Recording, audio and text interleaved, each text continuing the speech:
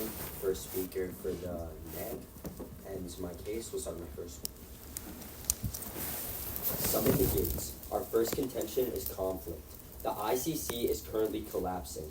Loan 25 explains, by now the International Criminal Court risks collapse. The final blow seems to be coming from the USA.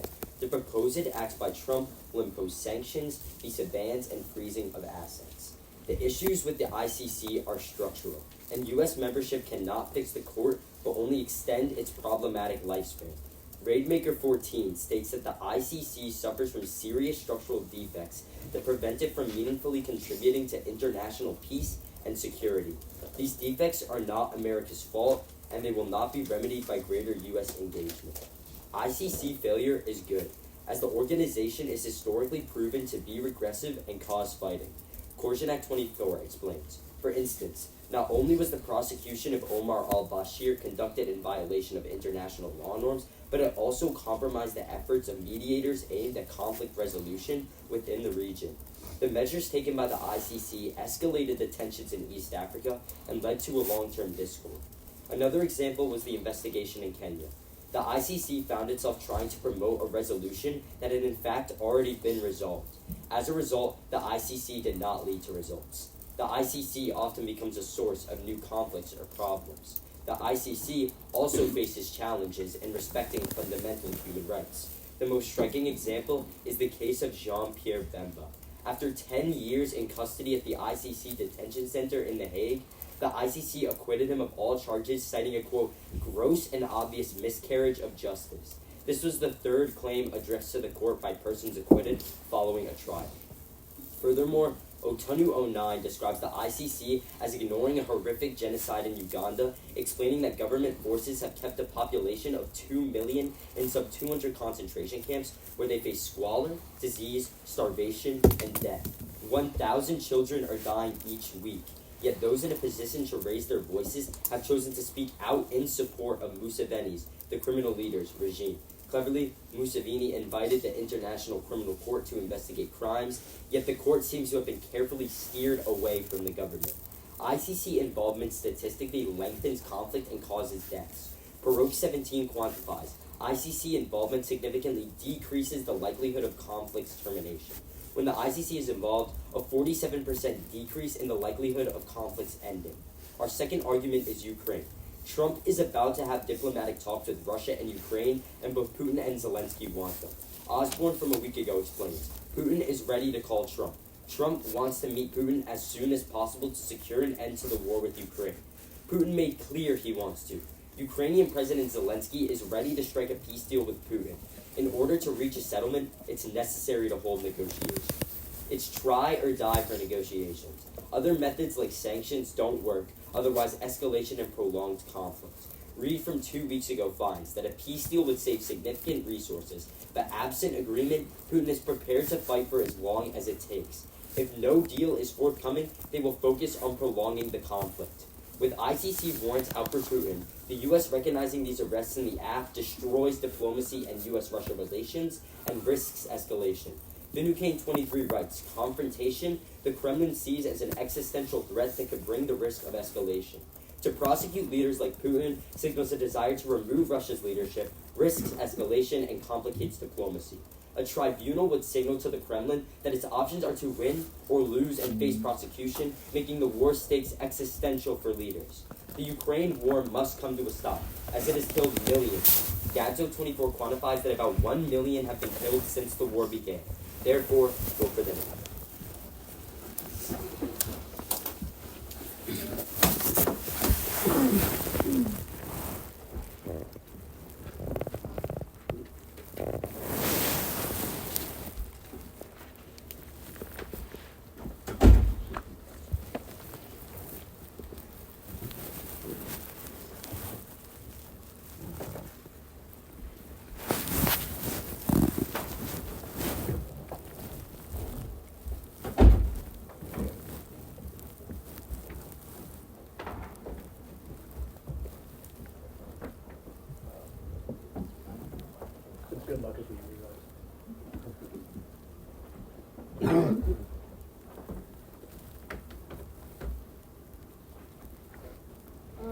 set. Let me know when you get it.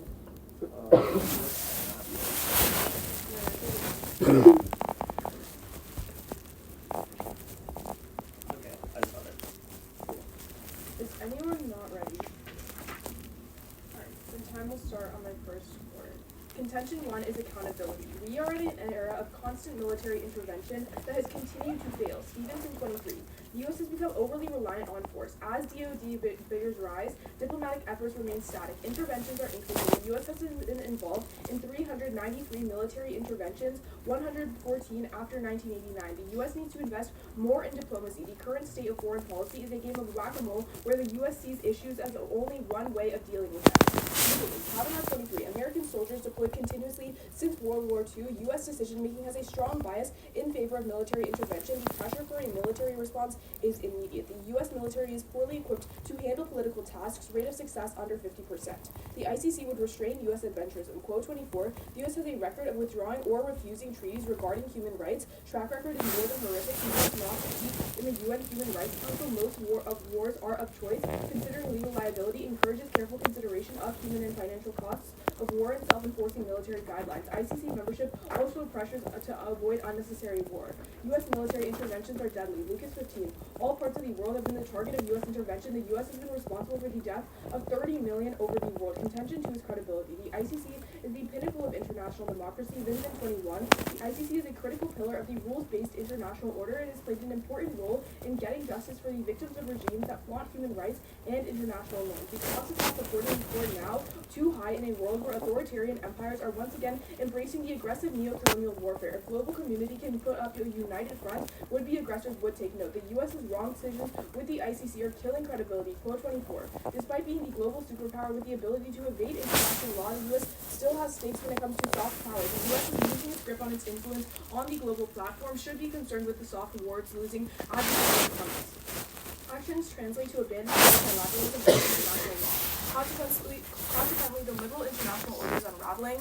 Abdolayani 23. The liberal international order is experiencing fundamental challenges. They go beyond bilateral ties and puncture the foundation of the order. The belief that the liberal systems benefit the wider sections of society have undergone changes. The social contract has been diluted. Many in the West, they rethink the liberal idea. The AFSOL, quote 24, to regain soft power, the U.S. should ratify the Rome Statute to regain its legitimacy in international law and increase legitimacy and investment in a soft power. Liability encourages better attempts at trialing and enforcing guidelines. U.S. soft power solves a laundry list of impacts. Seymour 21. Focusing on institutions good, start to restore soft power. International system was the only thing possible through soft power. Potential opportunities in non-state groups, successive future conflicts will be reliant on the ability to gain trust. Nuke war, economy, and climate change can only be addressed with global solutions. Contention 3 is Ukraine.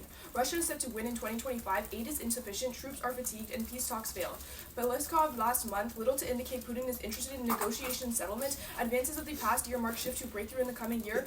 Mobilization, increased troops, Ukraine officers exhausted, declined confidence over shortage in weapons, piecemeal weapons will not convince Russia to end the invasion, and perception of victory thumps negotiation talks. EA Daily last month, Putin set his own conditions on Ukraine. Despite support from the U.S., the Russian president does not seek negotiations because he is winning. The U.S. accession dooms the immunity interpretation, enables ICC cooperation action against Putin. Sheffer 23, the immunity interpretation is counterproductive. The ICC cannot exercise jurisdiction over Ukraine. If the U.S. becomes a state party, immunity interpretation would become a non-issue. Any Russian official risk of prosecution against humanity.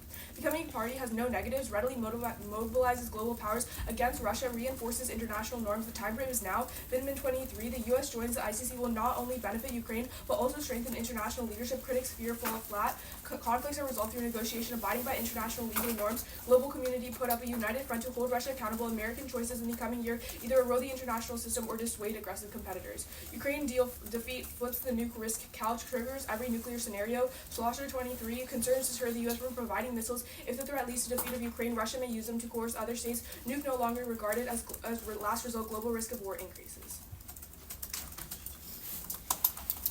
You ready to start class? Yeah, we need to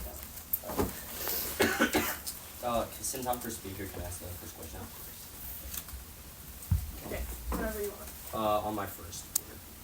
Okay, so on your second contention, you say that like the ICC. Do you agree that the ICC is ineffective right now, and like the U.S. joining would make it more effective?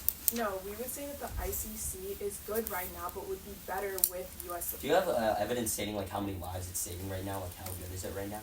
We would say that they're improving every situation as per the evidence in our case, which tells you that they're able to hold people accountable. But if the U.S. joins, we would be able to. Could you send us that evidence after the round, please? After the round, yeah. I mean, not after the round, sorry. After the speech. Sure. Do you want to take a question? Or can I take a question? Yeah, I'll take the question. Okay. Awesome. On this idea of Ukraine, when Putin said he wanted to meet Trump, what framework did he say that had to be met for these negotiations to actually work? I'm not sure. I'm sure you can tell me that. Yes, he said that Ukraine would have to fully pull out of conflict for him to be willing to negotiate with them.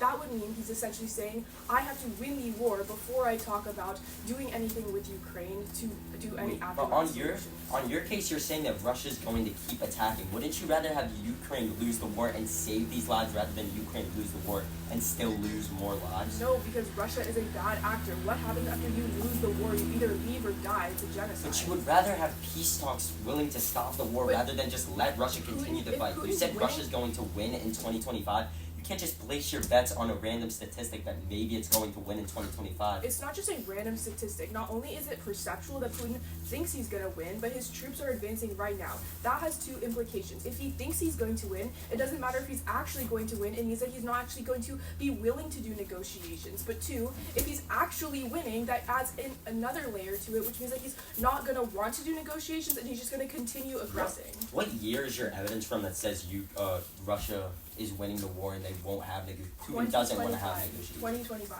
2025? Okay. Just last month. Okay. Also, could I ask a question? Of course. So on your third contention of Ukraine, do you say that the U.S. is going to, if the U.S. joins the ICC, it's going to, stop Russian officials from stop Russian officials from attacking in Ukraine? Do you say that and it's, going to save lives? Yeah, so our evidence is really clear in telling you that the reason that the ICC has no jurisdiction over Russia right now is because of a certain part of the Rome Statute which the U.S. applied. It says that the court has no jurisdiction over countries that don't ratify the Rome Statute. But when the U.S. joins the court, that becomes null and void, which means that they're actually able to expand their reach to countries like Russia to stop war crimes from happening. If it's in the statute's rules, how is the U.S. going to prosecute Russia? Russia can't be prosecuted. It's really simple. Our evidence tells you that once the U.S. joins, that rule becomes null and void, which means that the ICC can expand its jurisdiction to Russia. Okay, we'll respond to that in rebuttal. Sorry. Good cross. Okay. All good for rebuttal? Yeah, sure. Give me a second though.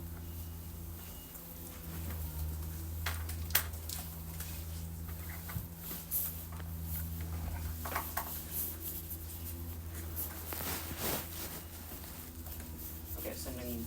Okay, give me 1 sec to compile the doc and then I'll send it.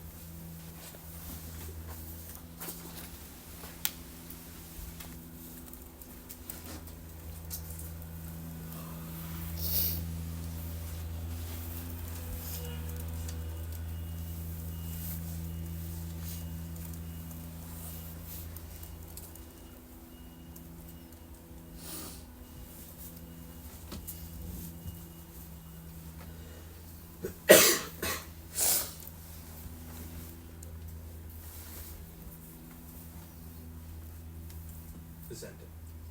What did you say? Is it sent? No, I'm still compiling it. Okay.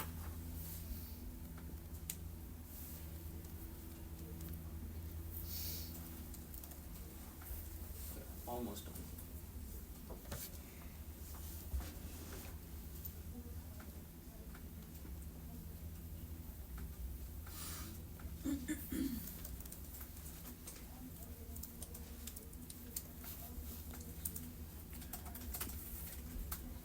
Puddle.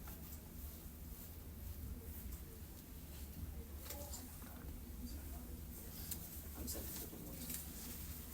I compiled all the evidence.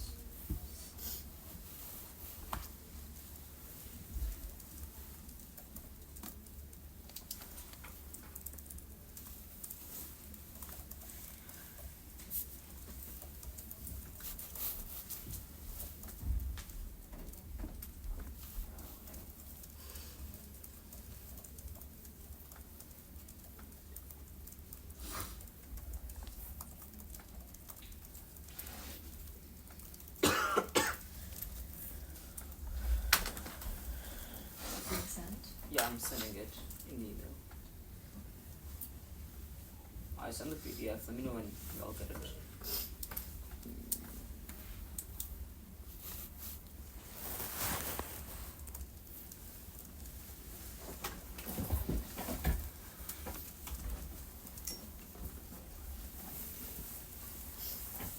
Alright, order of the speech. It's going to be a quick overview on their case, and then just responding to other arguments. Everybody good for rebuttal? No, we haven't got it. Okay. Let me just open it. Sure. Okay, time begins on my first row.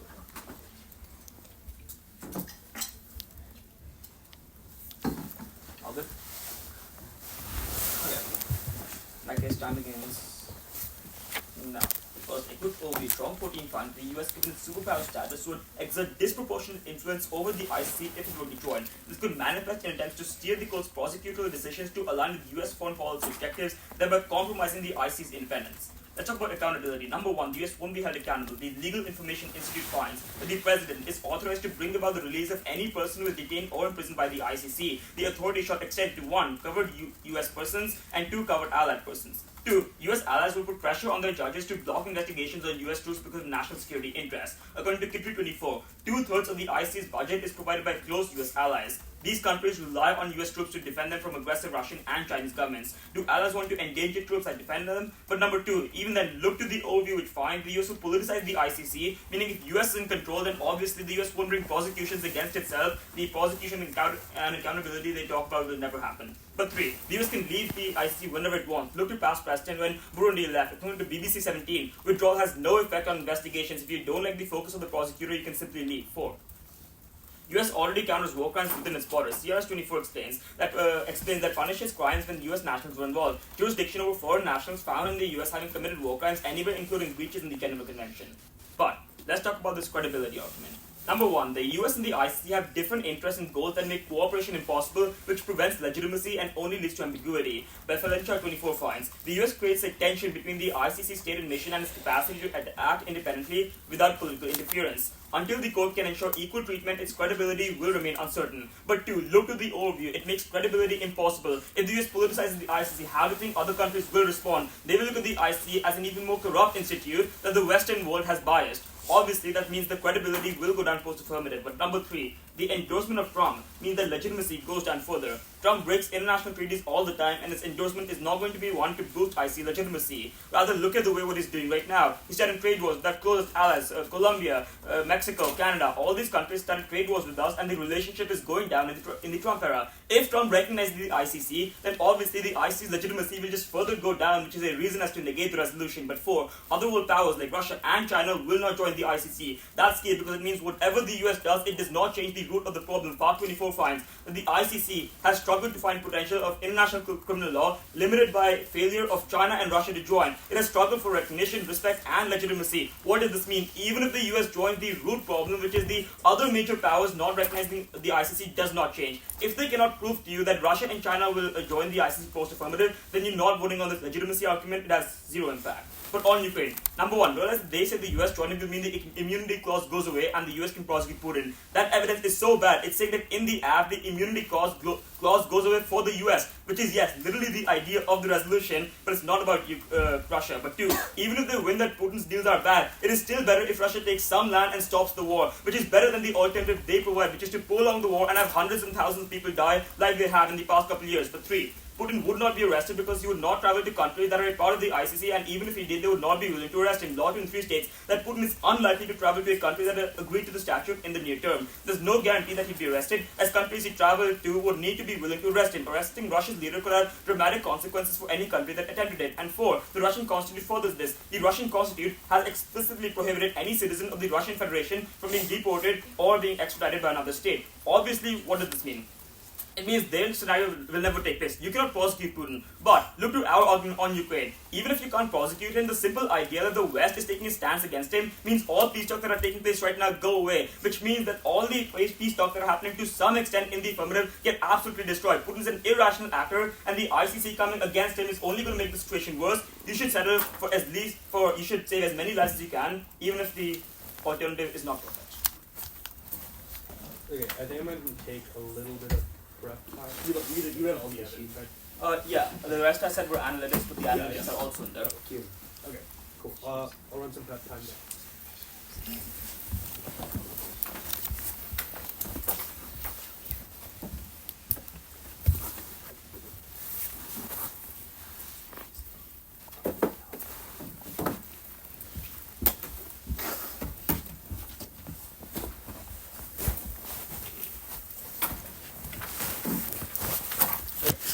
That was 23 seconds.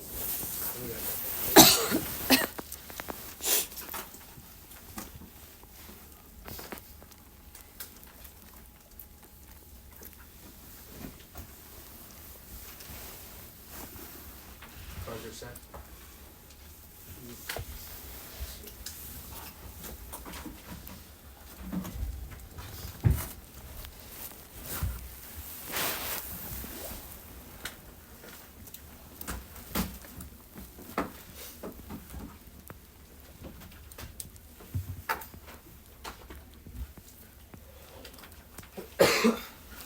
Let me know if everyone's got it. Got it. Okay, perfect. Is anyone not ready? It's just app next. Okay. On the overview, one, there's no warrant as to how the U.S. would just randomly start exerting power and the means that they would do that by, but two, it doesn't even matter because every country has one vote in the ICC anyways. There's no contextualization as how the U.S. randomly starts exerting its political biases. Also, if their argument are true, U.S. allies should already be doing that in the status quo. Three, the U.S. also has incentive to do things like join the ICC because it boosts their legitimacy and overall makes them a more credible international actor. On accountability, they just say that the U.S. can leave the ICC. This doesn't make a lot of sense given the fact that, one, we should probably assume that the U.S. stays in the ICC to actually analyze what happens post-AF, but two, and more importantly, there's no real implication of this. On credibility, one, they say that the U.S. and the ICC have... Oh, wait, actually, at the top, all three of their responses are about ICC credibility, but our argument is specifically about U.S. credibility and how investment into legitimacy and improving their own credibility is an investment into soft power, which solves our arguments. They say that the U.S. and ICC have differing agendas. This does not make any sense. Our argument is that the U.S. aligning with the ICC's agendas of international law is a net good because it proves that the U.S. as a hegemon can still be a good actor. Two, they say that the Trump endorsement is bad for the ICC. One, it's not about ICC legitimacy, but two, and more importantly, we would argue that it's probably a really, really big win for the ICC that Trump is now joining an international tribunal and an international organization that focuses on human rights. Three, they say that China and Russia are not a part of the ICC. Again, there's no contextualization to our specific credibility argument, but two, and more importantly, we would argue that when the U.S. joins the ICC, they now have a better hedge against China and Russia. On Ukraine, one, they say that the immunity interpretation is not about Russia, but obviously it can still be applied. That's the reason why the ICC sanctions are toothless in the status quo. Two, they say that Russia having some land is better than none, but like the analysis I'm going to give you on their case, it's not some land, it's all of Ukraine's land, it's all of Ukraine's too, which obviously is why Ukraine has never agreed to a deal with Russia, even though negotiations happen every single year. On the deportation and the Putin arrest warrants, they've conceded the second link, which is that when the ICC goes into Ukraine and Russia, even if they're not actually able to prosecute Putin and and actually bring him to The Hague. It doesn't matter because Putin faced mass isolation. There's a lot of intel sharing, and he's cut off from the international community, which is all sufficient to stop their arguments. On conflict, on their argument. One, they say the ICC is collapsing, but this proves our argument. The ICC is structurally flawed. This doesn't the U.S. just go and attack it every single year, but our argument is the AF solves that the U.S. is one of the biggest enemies of the ICC in the status quo, and obviously that gets solved in the AF world. On conflict, one, the ICC is a net good. Kalu 24, the more action that were taken by the ICC, the lower the civilian fatalities drop. Where the ICC intervenes, a conflict lasts for 2.05 years, whereas when the ICC does not intervene, the conflict lasts for 3.41 years. The reasoning is simple. Appel 18, perpetrators suffer international costs across all stages of ICC involvement, naming, shaming, cause third parties to implement economic and political sanctions, lead to a reduction in the benefits accrued from international cooperation, military systems eroding the base of support and weakening their hold on power. You should break this clash with their rock evidence. They do not give a single warrant as to why it is true. Our evidence actually explains why the ICC is a net good. On Ukraine, they tell you that Trump is about to have diplomatic talks with Ukraine, but you should prefer our uniqueness because we have warranting and also empiricism every single year, and negotiations have never worked. ABC News 25, Trump pledged a peace deal with Ukraine, but peace seems as elusive as ever. Both sides have taken tough negotiating postures that leave little room for compromise. Putin emphasized Ukraine must renounce the NATO bid and fully withdraw its forces from the regions Russia annexed. Demands that Ukraine and the West have rejected. Putin rejected a temporary truce, pointing out any break in fighting would allow Ukraine to get reinforcements. Putin unlikely to compromise while troops have upper hand and Russian economy survive Western sanctions. Failure talks have put U.S. and Ukraine, Russia and U.S. on the brink of conflict. But also, they say that the Kremlin sees confrontation as an existential threat, and then tribunals are bad, but that is not in the context of Russia's accurate analysis. It's literally complaints from U.S. allies as to why they'll want to intervene in the region. Obviously, this is not applicable. Russia cares about being cut off from the international community, and Russia cares about being sanctioned. Let me send a Word doc because I didn't. Yeah, just send a Word doc. Assume you got like some of the Ukraine cards. Yeah. Okay, just send a Word doc.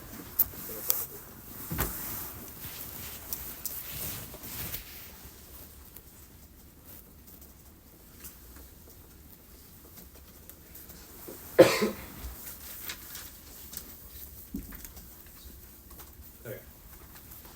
I'm good for class whenever you get that. Yeah. If you want to wait, it's up to you. Okay. It's fine. I'll start course now. What are the first question? Yeah. You agree that the immunity interpretation you're talking about is about the US, correct? Well, I mean, I think, no, wait. The argument is that the U.S. is the reason why the immunity interpretation exists in the first place. It's also the reason why Russia can get away with ignoring ICC warrants and ICC prosecutions. Sure, maybe the US is the reason why it was put in the first place, but it is a fundamental law of the ICC, and do you think it will change post-affirmative? Okay, there's a couple of major problems here. One, you've conceded our evidence that yes, it will change post-affirmative. Either from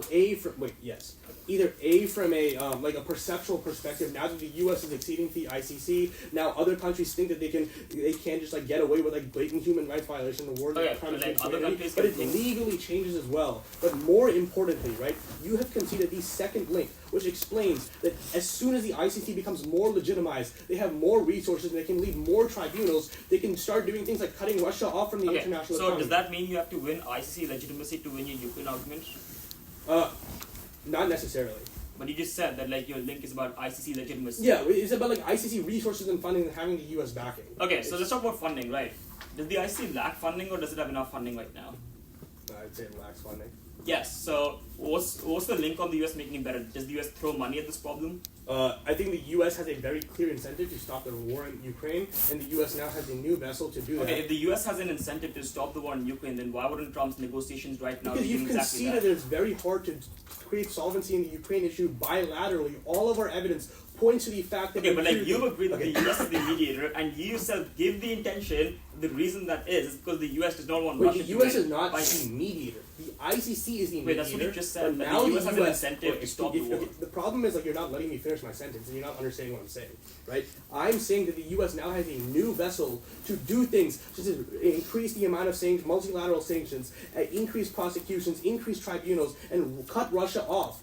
Our evidence finds that it's impossible to stop the war bilaterally, which is what you're advocating for, and obviously the AF solves for that. Can I take a question? Go ahead. Okay, what's the warrant on the Perak evidence? The warrant is like the ICC, first of all, it's based on like tons of precedent. But even then, the one thing I would give you is that the ICC not only lacks enforcement, it has alternative intentions. For example, the genocide in Uganda, the leader Museveni literally invited the ICC to investigate, and the government corrupted the ICC and turned it away from the genocide. So it's a question of like resources and like. Not exactly. It's a question of like fundamental issues within the ICC that like the US cannot necessarily fix, right? You talk about like funding again, but I would just say that the evidence you give like for like funding, the funding would just make it worse. That's the corruption argument we give you. When the ICC gets so much funding from the US, obviously the US has economic leverage over it, which is why the US can use it to carry out its political agendas, which means also the intervention we talk about and the ICC making conflicts worse, it gets even worse with the affirmative because now the US also steps in with its political agendas to try and obviously carry out its agendas.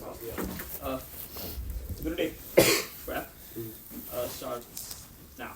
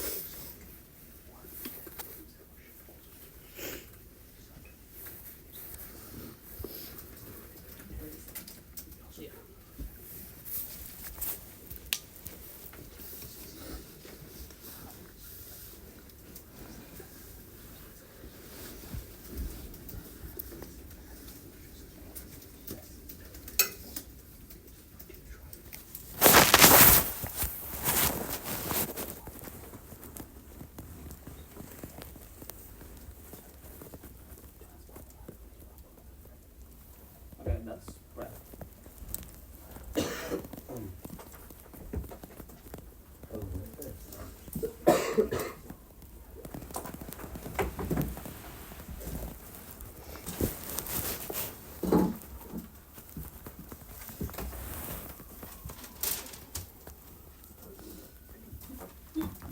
Alright, so first we're going to defend our case, then we're going to respond to their case. My summary, we'll start on my first.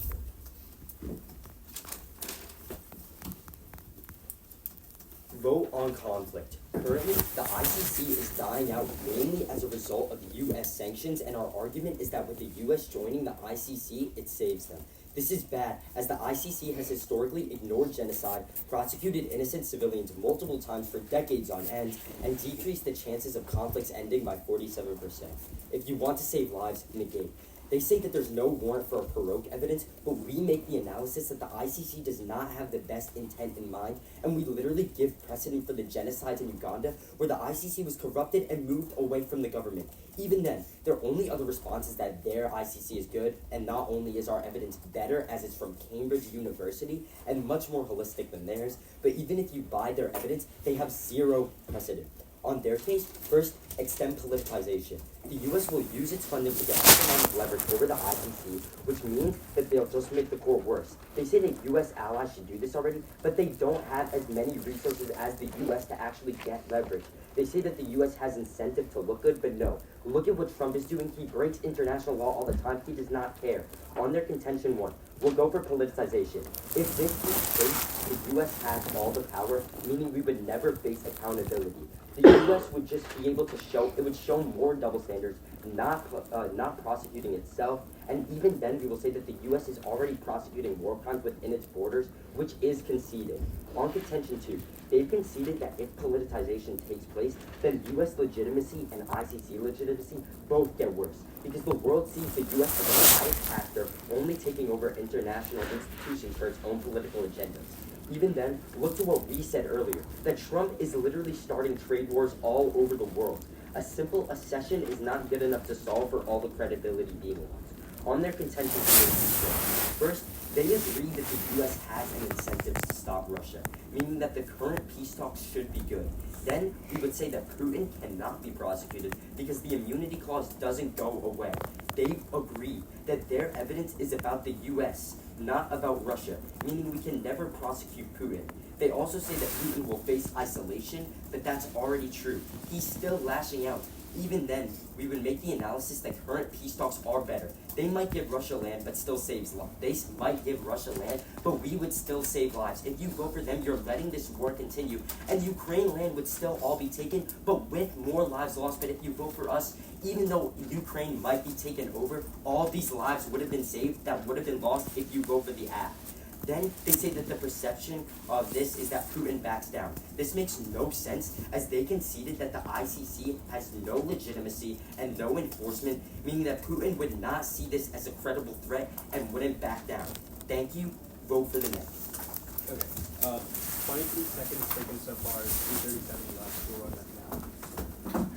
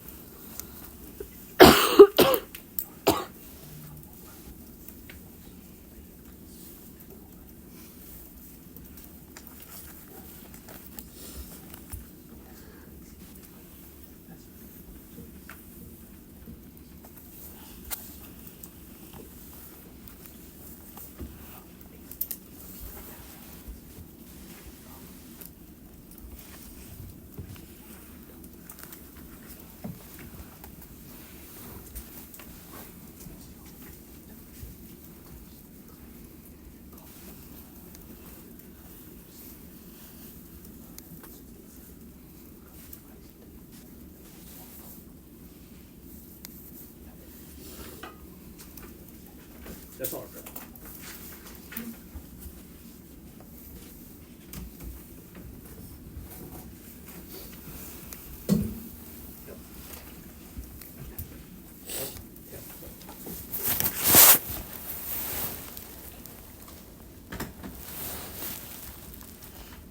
Alright. The order is just gonna be our argument, theirs, weighing. Is anyone not ready? Alright, the time will start on that first word. The easiest place to go is our second argument on credibility. The ICC is a pinnacle of international democracy. It gets justice for victims of deadly regimes and creates proper international norms. A concerted front is necessary to combat authoritarian uprisings and stop would-be aggressors. Wrong decisions are killing U.S. credibility. The U.S. has a horrible record when it comes to human rights violations and is losing its grip on the global platform. As a result, the liberal international order is unraveling, social contracts are diluted, people are rethinking the liberal ideas, and there is a fundamental lack of unity among the democratic order. The AF solves. Increasing accountability and legitimacy is an investment into soft power. Liability encourages global modeling and enforces guidelines. Soft power solves a laundry list of impacts through focusing on bolstering institutions and trust, nuclear economic crises, and climate change, etc. On politicization, they say that allies don't have resources, but they conceded that the U.S. only has one vote. One vote is not enough to corrupt an entire institution. It takes multiple actors. Then, they say that Trump betrays international law, but that's our argument. Actors think that Trump has double standards right now, but it's an argument about perception. If he joins an institution that has an international framework, then perceptually other actors feel like he's turning a new leaf. But on credibility, they say that the U.S. is biased, but they conceded that countries are losing faith right now, which means that they agree that the liberal international order is going down in the status quo. Then, they say that Trump is a bad actor, but the fact that he's submitting his country to international jurisdiction is very perceptual because it, again, proves that he's attempting to turn a new leaf. But they conceded our quo evidence, which is really good, that the U.S. acceding is an investment into our legitimacy, which means if Trump is acceding, that means he wants to be legitimate, which means he's not going to make irrational acts. Let's go on to the way. Our argument comes before theirs. They've conceded that U.S. legitimacy is an impact filter to things like mass wars, atrocities, and extinction. This prereqs theirs because solving genocide and human rights issues needs strong institutions and a global hegemon, which is the affirmative. It outweighs on scope. There's no quantification or contextualization as to how far the ICC can reach or how many lives it affects, but you know that the app is key to solving extinction-level threats.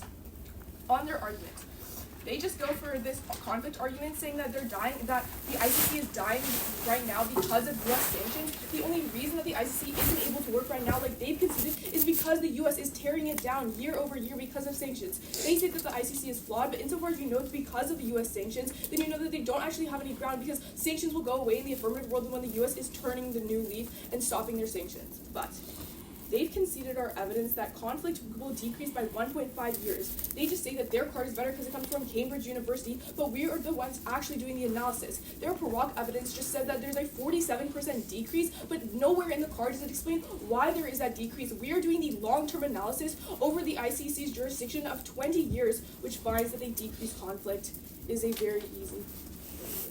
Next. Good for cross. Yeah. Alright, time starts now. So we have all this evidence debate about ICC good or bad. Yeah. Could you give me precedent as to when the ICC was good? Not some random statistic, but actual precedent. Let me see. We think that like multiple countries in like sub-Saharan Africa have Okay, been you sort just of named like multiple countries, but if you can't name specific examples, that Okay, probably means that you and me don't have any idea here's if the ICC problem. was good. I think, wasn't I good in think the first the place. biggest problem with this, right, is that one, we are giving the warrant to you, whereas you don't, right? Like, okay, sure, I cannot name a specific country off Exactly. the top of my head, but what you missed, and I can tell you why that doesn't matter, is that you missed the ICC does things like sanction, allow for international recognition of I will war crimes. respond to But that right sanctions now. are, wait, but Yeah. I would, right? Go ahead. It allows for sanctions, it allows for isolation. All of this matters because even if the ICC is not directly prosecuting a country, the international stigma and the pariah status that comes from it is enough to see the reduction that is shown in our Okay, evidence. I will respond. First of all, this analysis, the reason the IC is flawed is because the US sanctions was new in summary. Even then, I will say that all the evidence we have, Kenya, Uganda, the wrongful prosecutions, those are all when the US did not sanction the ICC. The US only sanctioned the ICC under Trump in his first term and now in the past 1 or 2 weeks. But under Biden, under Bush, under Obama, these are all administrations that while they disliked the ICC, they never sanctioned it. Which means obviously your analysis doesn't apply, but if you want to have a question, go ahead. Really quickly, you're cherry picking your evidence. We would say that a broader analysis, all of your evidence is analyzing is short-term instances, when we would say over the 20 years of the ICC, they're overall able to. Okay, if you can't name a single example when the ICC was good, then even if your analysis has some recency to it, we'd say we actually have this precedent on our side. Right? You can give me 2, 3, 4 conflicts in the ICC's 20-year tenure that the ICC made worse. But if you can't explain why it made it worse, then that's the problem. I literally told you the ICC is biased. It does not have the right intent. It has totally ignored genocide. Okay. Look at Uganda. You literally concede the example of Uganda. Here's the problem, right? Our evidence, again, the warrant is conceded in every single speech. The fact these countries are quite literally isolated from the global economy, they're isolated from the liberal international order, are all fundamental reasons as to why overall the ICC decreases conflict by 1.5 years. But sure, I'll take a question. Okay, sure. Okay, let's talk about politicization. How much worse? What is the implication of this argument? And the why? implication What of is the warrant? politicization is it kills the credibility argument because when the US politicizes the ICC, it only makes what's the view warrant? of I mean, sorry. What's the warrant? I gave it to you both in rebuttal, cross, and summary. That when the ICC is in a dire need of funding, you agree, and that's why when the US pools all this money into the ICC, it creates dependency. You give us the analysis that the US only has one vote. That doesn't matter. The US has the economic leverage over the ICC totally, and that is what allows the US to carry out its political agendas all across the world. But that's crossfire. 2 seconds back. Order of the speech will be their argument on credibility and then our argument on conflict. All good? Some things on my first quote.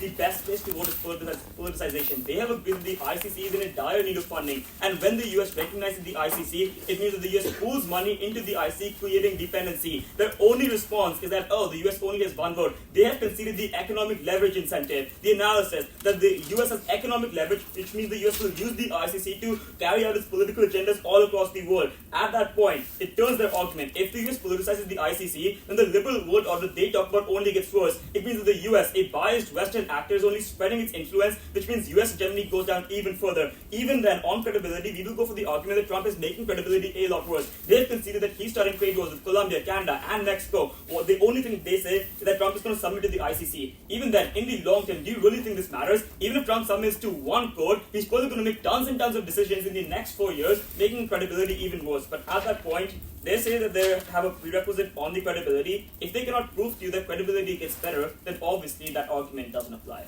But let's talk about our case on conflict. The best place to vote is conflict. Right now, the IC is dying as a result of US sanctions, and that is good because historically, the IC ignores conflicts, it makes them worse. What our evidence finds is that when the IC gets involved, there is statistically a 47% increase in the decrease in the likelihood of conflict termination. They have 2 responses. First, they say the only reason the IC is flawed because of US sanctions. That doesn't make sense. First, it's new in summary, so don't consider it. But number 2, under all the evidence we give you is under administrations where sanctions were not put place. Which means that obviously sanctions are not the reason why the ICC is bad. The ICC has structural issues which the US cannot solve. But then they say that they have one evidence which said the conflict decreased by 1.5 years. First, they considered our evidence is simply the best. It's from Cambridge University. But 2, the most important argument is the precedent. They cannot give you a single piece of precedent that the ICC actually worked, whereas our evidence finds Uganda, Kenya are all examples that the ICC did not work. It has wrongful prosecutions. Omar al-Bashir, all these are Jean-Pierre Bamber, all examples of the ICC being progressive. At that point, it's a really, really simple vote for the negative.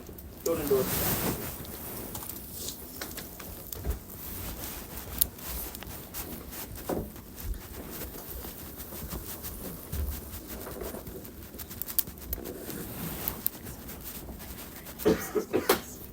Alright. It's going to go our arguments the way theirs. Does anyone know? Just start with politicization.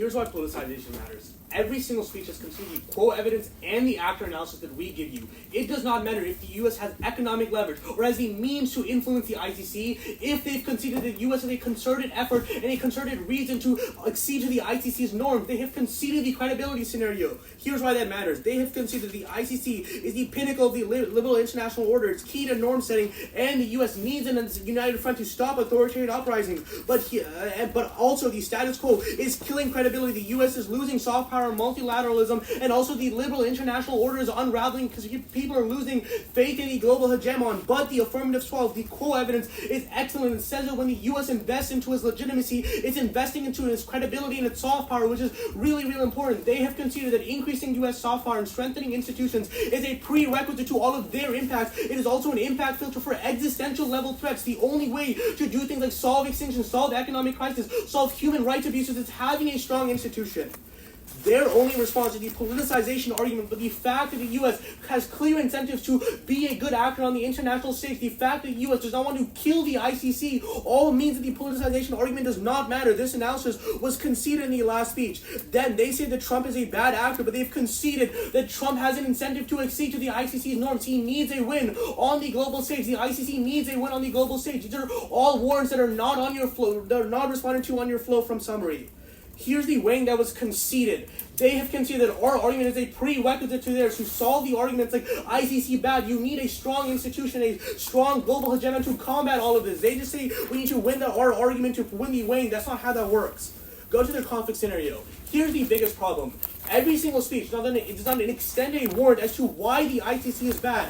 Our holistic analysis that finds that the ICC has reduced conflict by 1.3 years, finds that social pariah status, economic sanctions, and stigmatism all mean that the ICC is actually an effective thing in the long term for reducing conflict. Fair enough.